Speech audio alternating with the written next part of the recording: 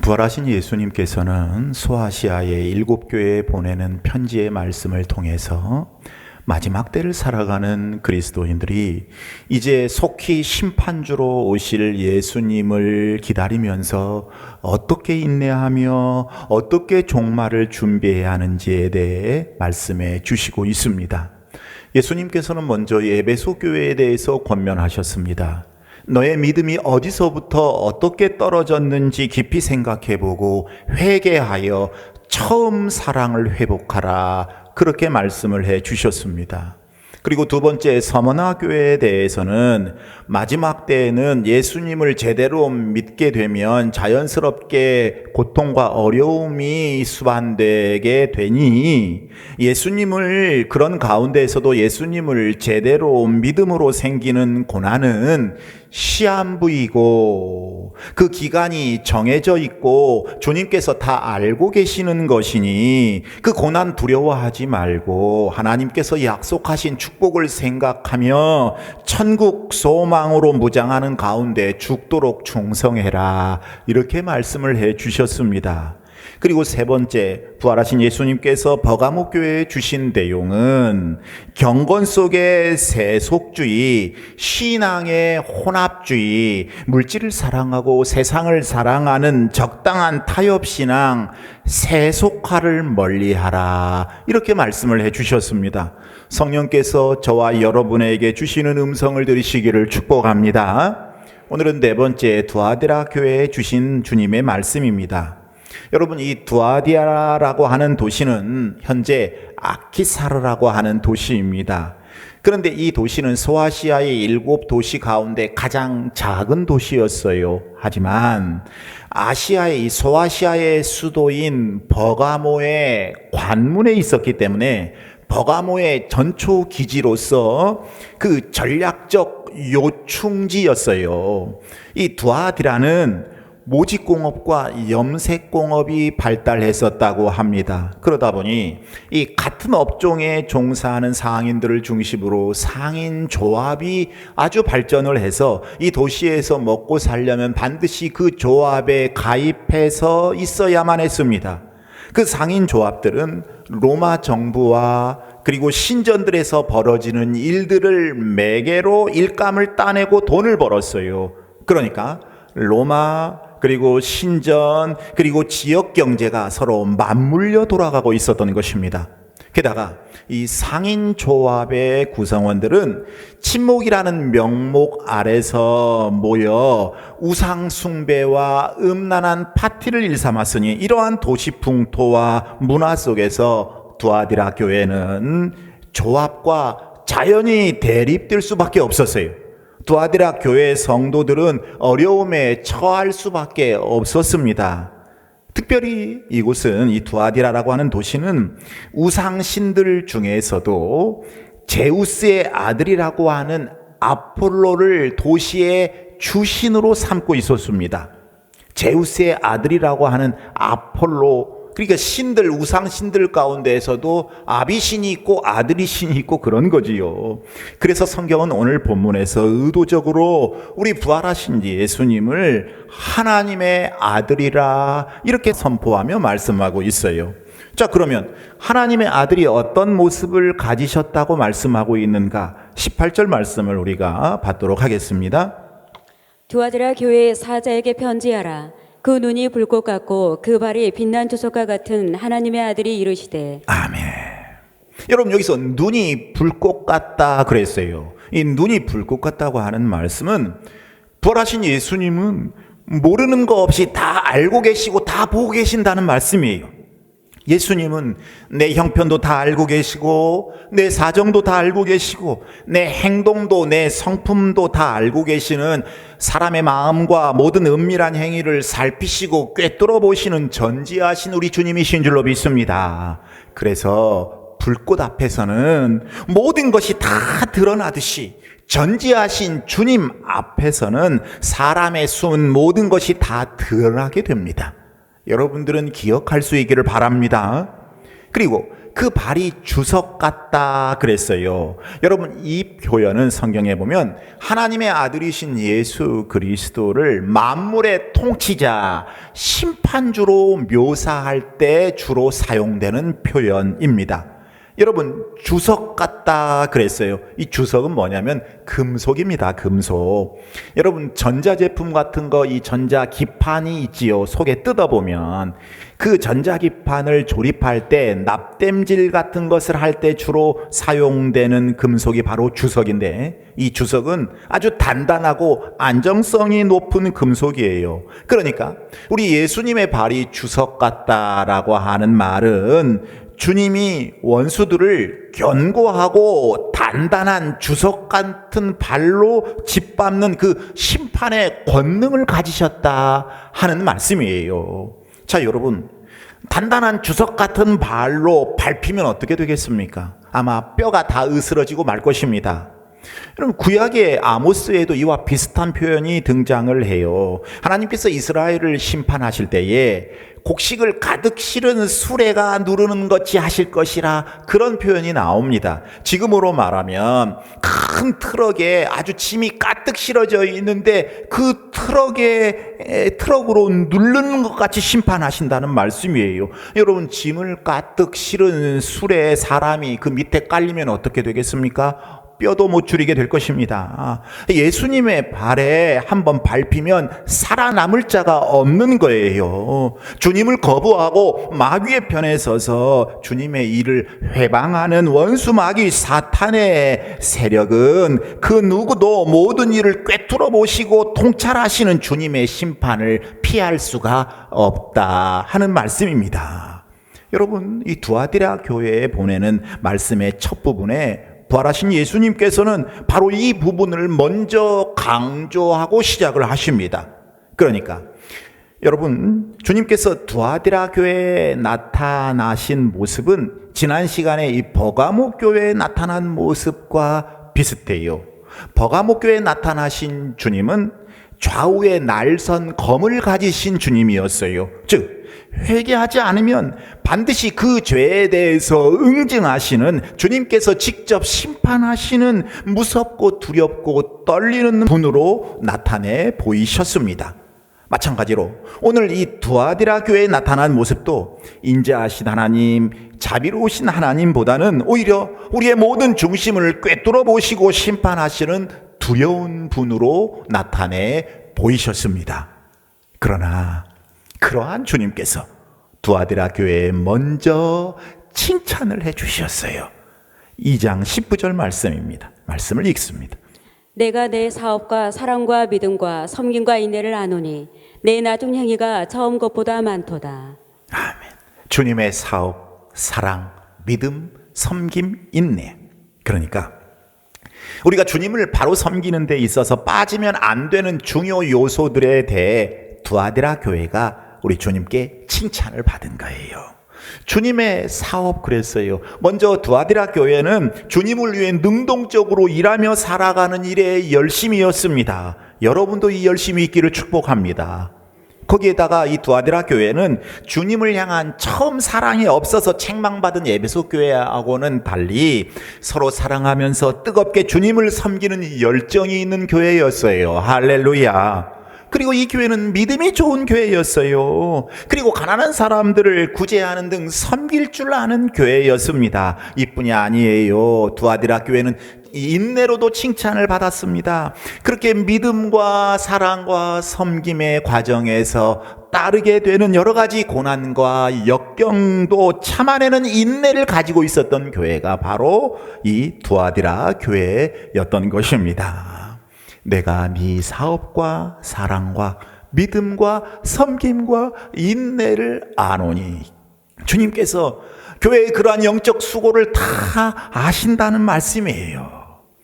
사랑하는 여러분, 여기서 우리는 마지막 때 예수 그리스도께서 우리를 진단하실 때 무엇을 보시는가, 이걸 생각해 볼 수 있어야 됩니다. 주님의 1차적 관심은 교회당의 크기가 아니에요. 교인 수도 아니에요. 돈에 많고 적음도 아니에요. 그 사람이 출세했는가 안 했는가 그 여부도 아닙니다. 그러면 무엇인가?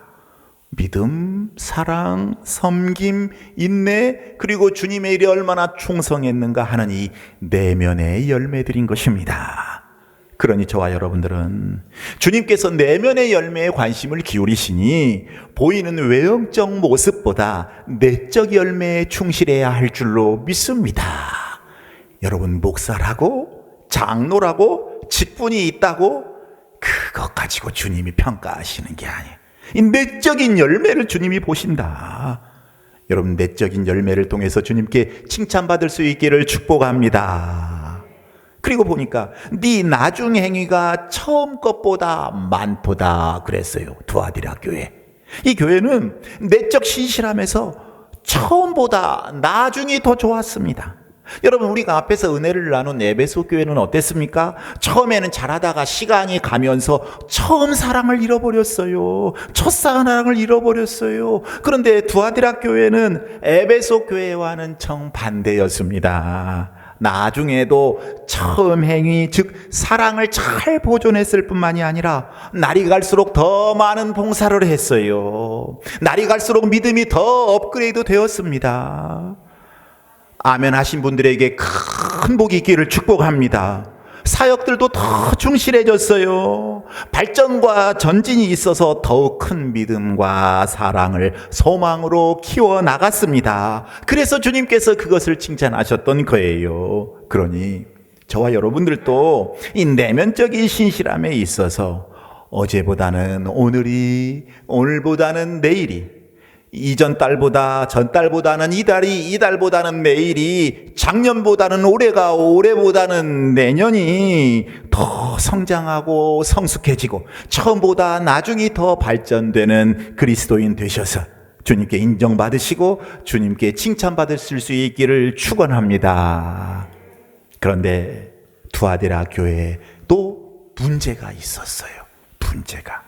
여러분, 서머나교회와 빌라델비아 교회 두 교회만 책망을 안 받았고 나머지 5교회는 다 책망을 받았어요. 그런데 우리는 그냥 이것을 역사적인 사실로만 인식해서는 안 되지요. 왜 책망받았는가?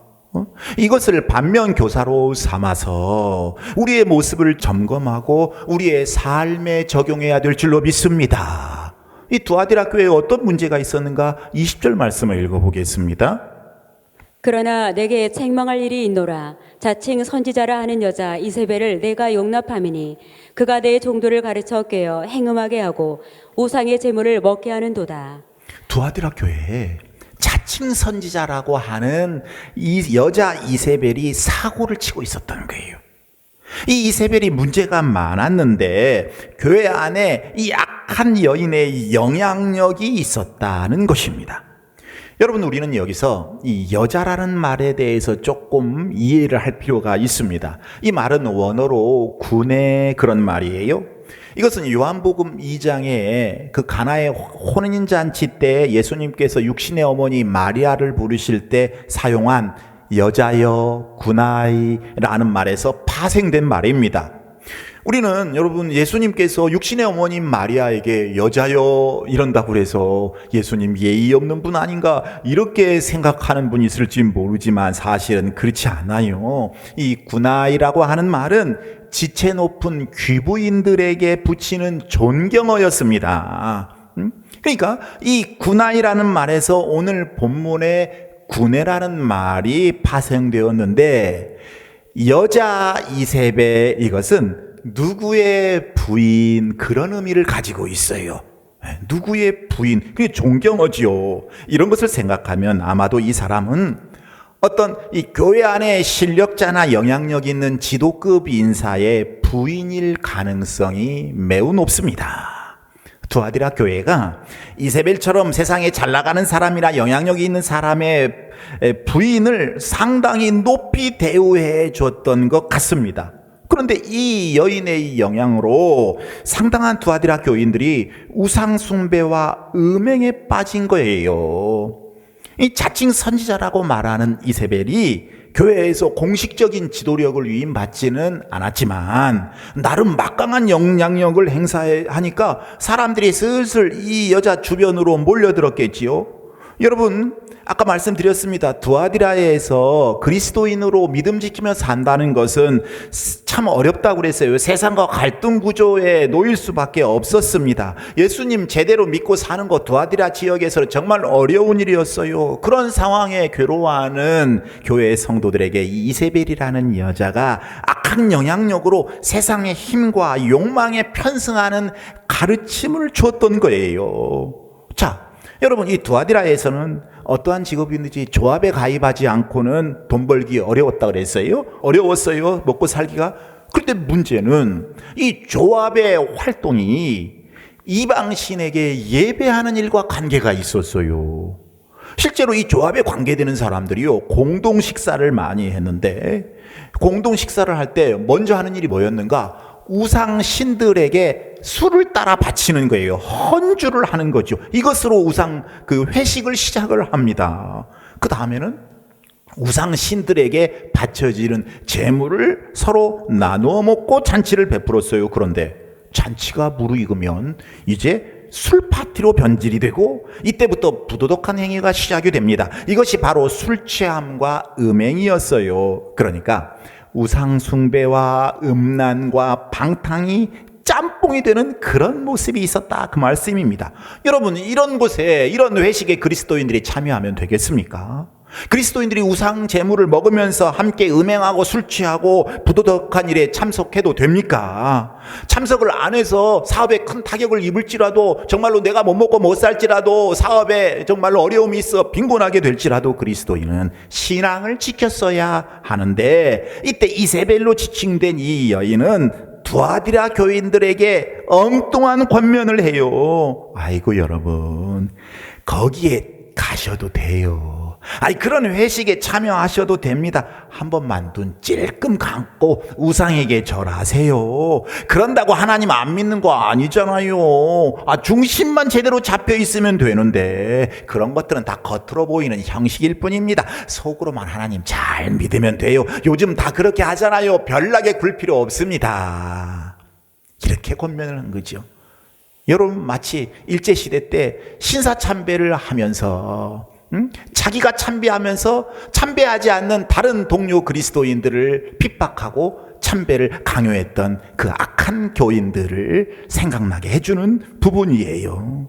이세벨은 잠깐 우상 숭배하고 상인 조합에 가입해서 잘 살면 좋지 않겠는가? 이런 식으로 은혜를 남용하고 하나님의 은혜를 이용해 먹고 성도들의 죄를 조장했어요. 성도들을 미혹해서 죄에 빠져들게 했다, 그 말씀입니다.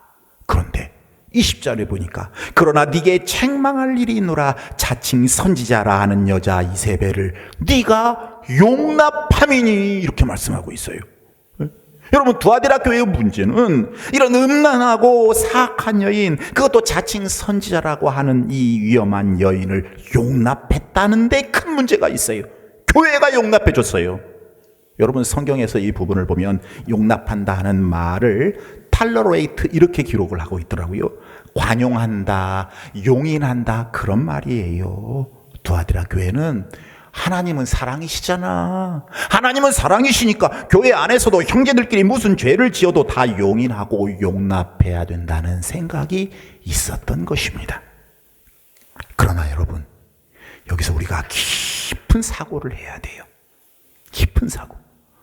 여러분, 물론 우리 모두는 다 죄인입니다. 그래서 우리는 서로의 잘못이 있어도 정죄하지 않고 용서하고 사랑해 줘야 합니다. 그렇다고 해서 죄가 있는데도 그냥 좋은 게 좋은 것으로 대충 넘어가서는 안 됩니다. 그게 사랑이라고 하면서 무조건 품어줘서는 안 돼요. 그런 건 사랑이 아니에요. 여러분, 이것은 제 말이 아니라 제가 설교를 준비하면서 항상 10권에서 20권 정도의 책 여러 자료들을 쭉 봅니다. 근데 다 동일하게 이런 말씀들이 쓰여져 있어요.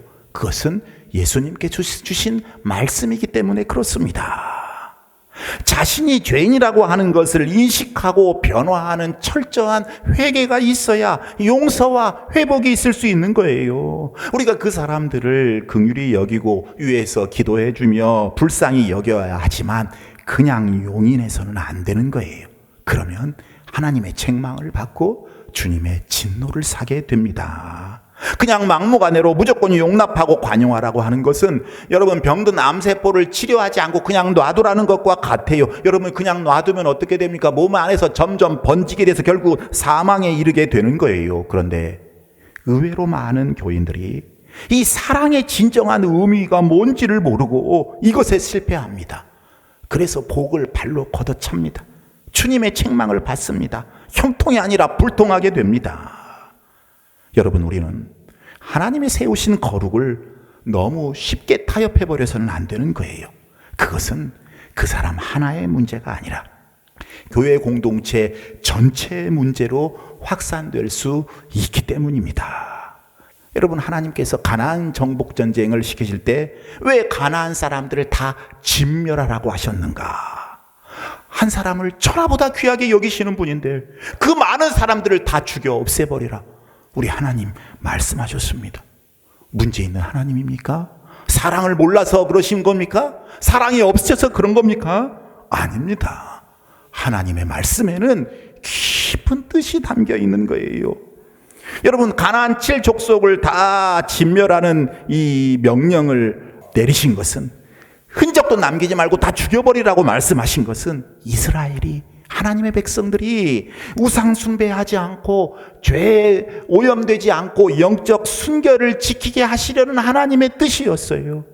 그들을 그냥 놔두면 하나님의 나라를 점점 시켜나가야 하는 하나님의 백성들이 죄에 오염돼서 같이 망하고 하나님이 맡기신 대업을 감당할 수 없기 때문이었던 것입니다. 죄에 오염되고 마는 거지요. 마찬가지예요.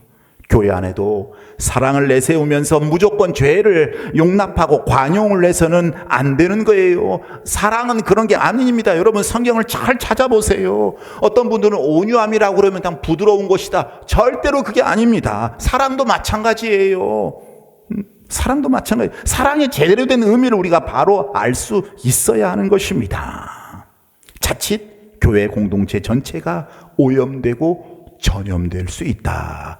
그래서 주님은 그것을 용납하지 못하게 하신 것입니다. 그런데 이 두아디라 교회는 자칫 선지자라는 이세벨을 용납했던 거예요. 그래서 교회가 많이 존버가 버린 거예요. 많은 사람들이 악의 소굴로 떨어지고 만 것입니다. 그러면 두아디라 교회가 왜 용납했는가? 이 이세벨을. 아마도 교회의 순결과 진리를 사수하기보다는 뭔가 일을 하는데 더 치중했던 것 같아요. 그러다 보니 여러분, 일을 많이 하려면 좀 영향력이 있는 사람, 추진력 있는 사람 필요하잖아요. 그 사람이 어떤 신앙 인격을 소유했고 제대로 바른 진리 안에 서 있는지는 애당초 관심이 없고 그냥 무슨 실적을 올리고 일만 잘하면 그만이라 라고 생각했던 것 같습니다. 그러다 보니 교회가 그냥 대충 용납하고 그대로 놔뒀던 거예요. 그래서 주님께 책망받고 진노를 샀던 것입니다. 여러분, 오늘날에도 성도들의 영적 순결과 신앙의 성숙보다는 업적과 어떤 이 성과를 더 중요시하는 교회들이 왕왕 있습니다. 사람들을 더 얼마나 많이 끌어모았느냐, 얼마나 많은 사람들을 교회로 데리고 왔느냐, 그냥 다른 교회 사람들이라도 무조건 데리고 오면 되고 뭐들 이 실적으로 평가하려 드는 교회들이 있어요. 여러분, 그러나 그런 교회는 이미 본질을 잃은 교회입니다. 물론 우리가 아무것도 하지 말라는 일이 아니에요. 우리는 주의 일에 열심을 내야 할 줄로 믿습니다. 하지만 그것보다 더 중요한 것은 눈에 보이는 어떤 업적보다, 성과보다는 성도의 영적 성숙과 순결이에요. 우리는 사람의 눈으로 봐서는 안 돼요. 하나님의 눈으로 봐야 합니다. 그런데 두아디라 교회는 일에 열심을 내다가 바로 이 교회의 본질, 소금의 맛을 잃어버리고 말았던 것입니다. 사랑하는 여러분, 오늘날 교회들 안에는 두아디라 교회의 이세벨처럼 다른 성도들을 미혹하려고 하는 현대판 이세벨이 적지 않습니다. 마지막 때이기 때문에 그렇고 교회 안에는 양과 또 염소도 있기 때문에 그렇습니다. 성경에 나와 있죠. 이 이세벨의 영향을 받고 모든 것을 적당하게 타협하려는 생각들, 이 세상적인 마인드가 말세 교회에는 얼마나 많은지 모릅니다. 그러므로 우리에게 현대판 이세벨이 있으면 바로 끊어버릴 수 있기를 바랍니다. 바로 부숴버리시기를 바랍니다. 멀리 하시기를 바랍니다. 그렇지 않으면 내가 병이 들고 내 자녀가 병이 들고 내 교회가 병이 들어요. 공동체가 망하게 되는 거예요. 그런 사람을 진정 불쌍히 여겨야 하나 그것을 용납하면 주님의 책망을 받게 되는 것입니다. 복의 근처에도 못 가는 거예요. 여러분 꼭 기억할 수 있기를 축복합니다. 이 두아디라 교인 중에는 이세벨의 영향을 받아서 하나님도 섬기고 우상도 섬기고 세상도 섬기는 적당주의자들, 타협주의자들이 계속 늘어났어요. 이 예수님이 보시고 책망을 하시는 거예요. 크게 책망하신 후에 먼저 사랑이 많으신 우리 예수님은 회개할 기회를 주셨습니다. 그게 20절, 21절 말씀이에요. 말씀 읽어보겠습니다. 그러나 내게 책망할 일이 있노라. 자칭 선지자라 하는 여자 이세벨을 내가 용납함이니 그가 내 종들을 가르쳐 깨어 행음하게 하고 우상의 제물을 먹게 하는도다. 또 내가 그에게 회개할 기회를 주었으되 자기의 음행을 회개하고자 하지 아니하는도다. 아멘. 사랑하는 여러분, 우리 하나님은 예나 지금이나 베드로후서 3장 9절의 말씀처럼 아무도 멸망하지 않고 다 회개하고 돌아오기를 원하시는 사랑과 자비의 주님이신 줄로 믿습니다. 그래서 하나님은 우리가 죄를 지어도 당장 심판부터 하시지 않고 항상 회개할 기회를 먼저 주세요. 노아 홍수 때도요, 먼저 회개할 기회를 120년이나 주셨습니다. 소돔과 고모라의 심판 때도요, 먼저 회개할 기회를 주셨고, 이 두아디라 교회에도 심판 전에 먼저 회개할 기회를 주셨습니다. 우리 하나님은 죄인이라도 회개하고 돌아오면 얼마든지 받아주시고 사랑해 주시는 줄로 믿습니다. 그게 아버지의 마음이에요. 아버지의 마음. 악인은 그의 길을, 불의한 자는 그의 생각을 버리고 여호와께로 돌아오라. 그리하면 그가 긍휼히 여기시리라. 우리 하나님께로 돌아오라. 그가 너그럽게 용서하시리라. 할렐루야. 여러분, 지옥은 누가 갑니까? 죄 많은 사람이 가는 게 아니에요. 착각하시면 안 돼요. 회개하지 않는 사람이 가는 거예요. 그러면 천국은 누가 갑니까? 죄 없는 사람이 갑니까? 그렇지 않아요. 회개한 사람이 갑니다. 회개한 사람이. 그러나 안타깝게도 두아디라 교회 교인 중 이세벨의 유혹에 물든 사람들 끝까지 회개하지 않았어요. 끝까지 회개하지 않았어요. 하나님은 그들에게 거룩해질 수 있는, 회복할 수 있는 기회를 주시고 기다리셨는데 이들은 세상의 재미, 그 죄악의 맛에 취해서 회개하지 않았던 거예요. 그러자 예수님께서 세 가지로 심판을 하십니다. 우리가 또 여기에 유의해야 돼요. 22절, 23절 말씀 읽어보겠습니다. 볼지어다 내가 그를 침상에 던질 터이요 또 그와 더불어 간음하는 자들도 만일 그의 행위를 회개하지 아니하면 큰 환난 가운데 던지고 또 내가 사망으로 그의 자녀를 죽이리니 모든 교회가 나는 사람의 뜻과 마음을 살피는 자인 줄 알지라. 내가 너희 각 사람의 행위대로 갚아주리라. 아멘. 여러분, 먼저는 첫째로 회개하지 않는 사람, 변화되지 않는 사람, 하나님께서 그렇게 기회를 주셨음에도 불구하고 새로워지지 않는 사람은 침상에 던진다고 그랬어요. 무슨 말씀이냐면 죽을 병에 걸렸을 때 눕는 병상에 던져진다. 하나님이 이 질병의 재앙을 내리신다, 그 말씀이에요. 여러분, 물론 이 사람의 질병이 다 하나님의 심판은 아닙니다. 하지만 성경에는 하나님께서 자기 백성을 징계하시거나 또 악인들을 심판하실 때 육체의 질병으로 치시는 경우가 상당히 많이 나타나고 있어요. 그러니 우리 그리스도인은 주님께서 회개하라고 하실 때 진정 회개함으로 여러분 영적 순결을 회복해야 될 줄로 믿습니다. 둘째 심판은 큰 환난을 받는다고 그랬어요. 이 말씀은 회개하지 않는 자, 영적 순결을 회복하지 않는 자에게는 어려움과 고통이 따르게 된다 하는 말씀이에요. 잘 되는 것 같으나 환난과 고통이 필수적으로 따라오게 됩니다. 여러분 꼭 기억하시기를 바랍니다. 그런데 심판의 대상은 그 정도로 끝나는 게 아니에요. 우리 하나님은 사랑이 풍성하신 하나님이지만 굉장히 무섭고 두려운 하나님이십니다. 볼지어다 내가 그를 침상에 던질 터이요 또 그와 더불어 간음하는 자들도 만일 그의 행위를 회개하지 아니하면 큰 환난 가운데 던지고 또 내가 사망으로 그의 자녀를 죽이리니 또 내가 사망으로 그의 자녀를 죽이리니 신앙의 순결을 지키지 않고 적당하며 타협하며 사는 게 얼마나 무서운 죄인지를 말씀해 주고 있어요. 우리 하나님은 독생자 예수 그리스도의 목숨까지 주신 정말로 사랑이 풍성하신 하나님이십니다. 그러나 죄악을 회개하지 않고 변화되지 않는 사람, 기회를 주었으나 결국은 그 기회를 영영 저버리는 사람들에게는 극형으로 심판하시는 두려운 하나님이십니다.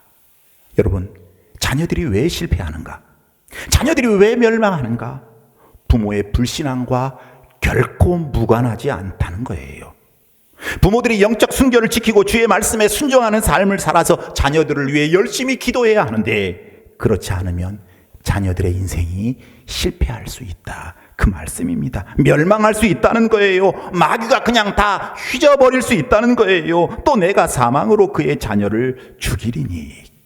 여러분 여기에 대해서 지금 시간상 말씀을 다 못 전합니다만은 우리 십계명 출애굽기 20장 5절 6절 말씀을 한번 읽어보겠습니다. 그것들에게 절하지 말며 그것들을 섬기지 말라. 나 내 하나님 여호와는 질투하는 하나님인즉 나를 미워하는 자의 죄를 갚되 아버지로부터 아들에게로 3, 4대까지 이르게 하거니와 나를 사랑하고 내 계명을 지키는 자에게는 1000대까지 은혜를 베푸느니라. 아멘. 십계명입니다. 여러분 예를 들면 이런 거예요. 사람은 누구나 죄악 속에 살지요. 하나님께서 은혜를 베푸셔서 우리가 죄악 속에서 빠져나와야 복의 삶을 살 수 있습니다. 하나님께서 죄악 속에서 건져내 주시는 거 이게 하나님의 은혜입니다. 은혜. 선물이죠. 은혜죠. 그런데 여러분 어떤 악인의 자녀가 죄악 속에 빠져 있습니다. 이때 하나님께서 그냥 놔두실 수 있다는 거지요. 어떻게 돼요? 멸망하게 되지요.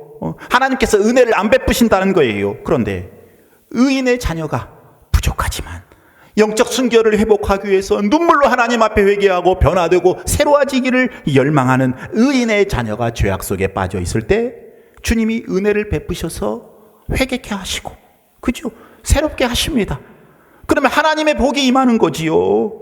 그래서 그 자녀 손들에게 1000대까지 하나님께서 은혜를 베푸신다 하는 말씀입니다. 할렐루야. 여러분 하나님의 은혜가 있어야 되는 거예요. 하나님께서 은혜를 베풀어 주셔야 되는 거예요.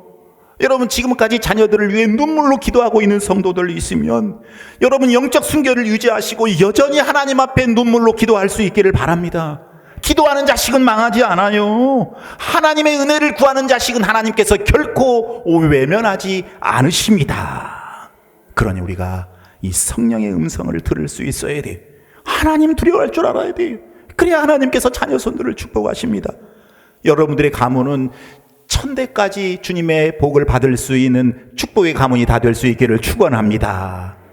여러분 우리가 인생을 살다 보면 놓쳐서는 안 될 기회가 있어요. 그것이 뭐냐? 죄를 회개하는 기회입니다. 우리가 기회 있을 때마다 늘 회개할 수 있어야 돼요. 그거 놓치면 안 돼요. 놓치면 결국 비참한 결과를 초래하고 마는 것입니다. 제가 꼭 가보고 싶은 곳이 있는데 이 캐나다하고 미국 사이에 걸쳐져 있는 나이아가라 폭포 있잖아요. 예, 굉장히 장관이라 그래요. 꼭 한번 가보고 싶어요. 그런데 그 나이아가라 폭포 상류에 가보면요, 뱃놀이를 할 수 있는 호수 같은 큰 강이 있다고 합니다. 물론 이 강물은 이 하류에 있는 나이아가라 폭포로 흐르지요. 노를 젓지 않아도요, 보트가 그냥 자연적으로 하류로 가고 있는 거예요. 그런데 어느 지점까지 보트를 타고 내려가면요, 빨간 줄을 그어놓고 위험에 대한 제1경고문이 있다고 합니다. 여기서부터는 위험하니 되돌아가시오. 그래서 여기서 빨리 노를 저어가지고 상류로 다시 올라가야 해요. 그런데 이 제1경고에서 조금 더 내려가면 제2경고문이 쓰여져 있대요. 여기서부터는 되돌아가기가 더 어려워진다 하는 것을 경고하는 문구가 쓰여져 있다고 합니다. 그리고 마지막 셋째 경고에서는 이 경계선을 넘어가면 아무리 노를 저어도 상류로 올라갈 수 없다. 아주 위험한 지점입니다. 이 지역은 그대로 폭포인 낭떠러지로 떨어질 수밖에 없는 위험한 지점인 거지요. 여러분, 신앙의 상실에서도 마찬가지입니다. 우리가 제1경고를 알아차렸을 때는 살 길이 있어요. 그러나 그것을 무시하고 제2, 제3의 경고까지 가게 되면 그때는 자기 마음대로 할 수 없게 됩니다. 늦게 된다, 그 말씀이에요. 이미 사탄 마귀의 노예가 되었으므로 그대로 떨어져 내려갈 수밖에 없어요. 멸망할 수밖에 없다, 그 말씀이에요. 그러므로 우리 주님께서 기회 주실 때 지체하지 않고 회개하는데 용감해야 될 줄로 믿습니다. 여러분, 이 회개하는 데 있어서 부끄러운 게 없어요. 하나님 앞에 다 열어놓고 회개하면 되는 거예요. 2번, 3번 회개의 기회를 주었음에도 불구하고 우리가 돌이키지 않는다면 우리 주님은 큰 채찍의 심판으로 다스리실 것입니다. 하나님의 백성들이 진리 안에서 경건하게 살지 않고 영적 순결을 잃어버리면, 이에 대한 주님의 가벼운 징계의 표적에도 돌이키려 하지 않는다면 주님은 눈이 불꽃 같고 주석 같은 발로 더욱 엄한 매로 다스리게 될 것입니다. 그러니 저와 여러분, 하나님께서 적절한 말씀 또 가벼운 징계로 회개의 기회를 주실 때 성결한 삶을 회복할 수 있기를 바랍니다. 진리에 굳게 서서 자신을 세속에 물들이지 않도록 최선을 다할 수 있기를 축복합니다. 이때 주의 은혜가 임합니다. 축복의 길이 열립니다. 시온의 대로가 활짝 열립니다. 할렐루야. 어떻게 열리는가? 24절, 25절 말씀을 읽어보겠습니다. 두아디라에 남아있어 이 교훈을 받지 아니하고 소위 사탄의 깊은 것을 알지 못하는 너희에게 말하노니 다른 집으로 너희에게 지을 것은 없노라. 다만 너희에게 있는 것을 내가 올 때까지 굳게 잡으라. 두아디라 교회 안에는 이세벨의 교훈에 넘어가지 않고 자신들을 잘 진리 안에서 지킨 신실한 성도들이 남아 있었어요. 이들은 정말로 적은 숫자였던 것 같습니다. 겉으로 보기에는요, 이세벨의 세력이 대단히 강해 보이고 교회가 다 그쪽으로 넘어와 버린 것 같지만 항상 신실하고 순결한 성도들이 남아있게 마련이지요. 하나님이 그들을 축복하시고 보호해 주신다는 말씀입니다. 주님께서는 먼저 그들에게 더 이상 짐을 지우거나 책망할 것이 없으니 주님이 다시 재림하실 때까지 그 신앙을 잘 지키면 된다, 이렇게 격려해 주셨습니다. 너희들은 이세벨의 미혹에 넘어가지 않았으니 낙심하지 말고 기죽지 말고 이미 갖고 있는 좋은 장점들 잘 살려서 잘 붙들어서 끝까지 승리하며 살아라. 주님께서 격려해 주시면서 그 사기를 북돋아 주시는 거예요. 자, 26절, 27절 또 나와요. 말씀이 있겠습니다. 이기는 자와 끝까지 내 일을 지키는 그에게 만국을 다스리는 권세를 주리니 그가 철장을 가지고 그들을 다스려 질그를 깨뜨리는 것과 같이 하리라. 나도 내 아버지께 받은 것이 그러하니라. 아멘. 여러분, 권세를 주리니 그랬어요. 권세. 이 권세는요, 통치권, 지배권을 말합니다. 우리 주님께서 통치권과 지배권을 그 승리하는 자에게 주신다는 거예요. 우리 주님은 만국을 다스리는 권세를 지니신 만왕의 왕이신데, 주님이 영적 순결 지키고 주님께 충성하는 자에게, 세상 끝에서 주님을 사랑하고 믿고 따르는 성도들에게 만국을 다스리는 권세에 참여하게 하신다, 그 말씀이에요. 할렐루야. 그 다음에 그가 철장을 가지고 저희를 다스려 질그릇 깨뜨리는 것과 같이 하리라. 영적 순결을 지키는 자들에게, 회개하고 돌아오는 자들에게 주님을 떠난 악한 자들을 상대해서 철장으로 질그릇을 그냥 산산조각 내버리는, 그렇게 깨뜨리듯이 통쾌한 권세로 승리하게 해주신다 하는 말씀이에요. 또 28절에 보니까 내가 또 그에게 새벽별을 주리라. 여러분, 새벽은 모든 어둠이 걷히고 물러가는 시간입니다. 억울하고 눈물 짓고 답답한 이 모순의 역사가, 뒤틀어진 모순의 역사가 물러나는 때예요. 이 새벽별은 바로 우리 주님 자신을 가리킵니다. 주권자 심판주 예수님이 역사를 회복해 주시고 신실한 자들을 위로해 주시고 하나님의 백성들의 눈물을 닦아 주신다는 거지요. 주님이 바로 옆에서 동행하시면서 특별한 은혜와 격려를 주실 것을 피부로 느끼는 때가 오게 된다, 그 말씀이에요. 한마디로 마지막에는 끝까지 내적 믿음을 지키면서 순결을 지키는 그리스도인들이 주님과 동행함으로 주님께 치유받고 모든 어두움의 세력을 깨뜨리고 승리하게 된다. 통쾌한 승리를 하게 된다. 그러니 너희들은 믿음 잘 지키고 이 이세벨의 유혹에 넘어가지 않고 순결한 신앙을 잘 지키도록 하거라. 이게 저와 여러분에게 주시는 부활하신 예수님의 음성입니다. 여러분 얼마나 가슴 벅찬 상급입니까? 말씀을 마치려고 합니다. 거룩이 없는 사랑, 거룩이 없는 사랑, 순결을 잃어버린 공동체는 결국 병들게 되고 무기력하게 되며 패배와 멸망의 길을 걷게 됩니다. 그러니 우리 모두는 주님의 선하시고 기뻐하시고 온전하신 뜻이 무엇인지 바로 깨달아야 할 줄로 믿습니다. 어떤 큰 일을 외적으로 도모하기 전에 먼저 주님의 기준으로, 주님의 눈으로 진리 안에서 교회의 순결과 성도의 거룩함을 지켜 나갈 수 있기를 바랍니다. 주님 주신 그 상급 축복의 말씀 우리가 기억하면서 소망하면서 우리에게 닥친 영적인 전쟁, 이세벨의 유혹을 단호히 물리치며 살 수 있는 성도가 될 수 있기를 바랍니다. 그래서 우리 주님 다시 오실 때 그 약속의 권능 권세, 그리고 광명한 새벽별의 권세를 받아 누리는 순결한 성도가 되시기를 다시 오실 우리 예수님의 이름으로 축복합니다. 축복합니다. 찬송.